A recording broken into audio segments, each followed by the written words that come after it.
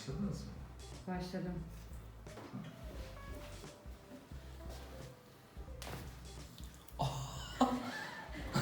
Süper. Ben de istiyorum ya.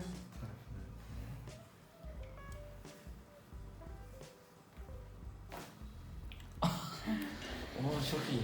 Güzel. Nefes al. Buram kadar.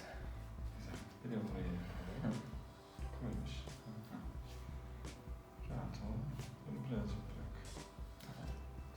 Gevşek bırak bunu. Servis. Tamam. Güzel. Bir daha. Başka var mı diye bakacağız. Tamam. Yapmış. Güzel.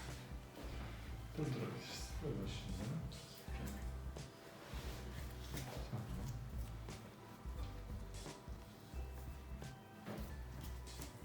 Bir nefes al.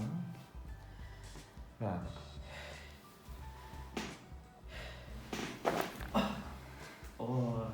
Güzel. Çok güzel kıtladı. Şu şeyi kaldırsam olur mu? Beyaz örtüyü. Kaldır. Tamam. Bir nefes al bakalım.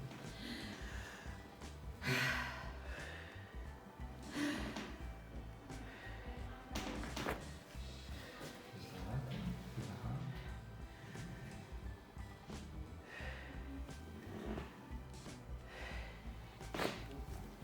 Evet, süper. Derin nefes al. Derin nefes al. Son kez.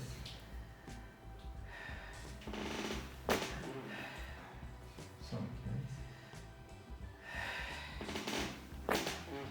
Tamam, süper. Güzel. Durdurabilirsin.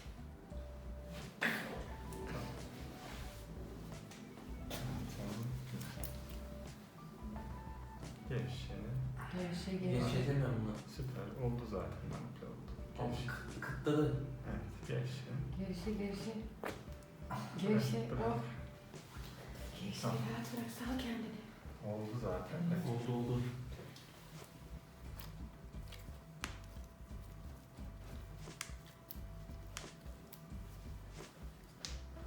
Gevşe.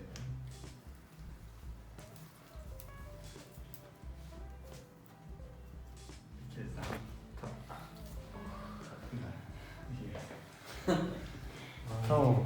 İyi misin? Tamam mıdır? Durdurabiliriz. Teşekkür ederim. Evet.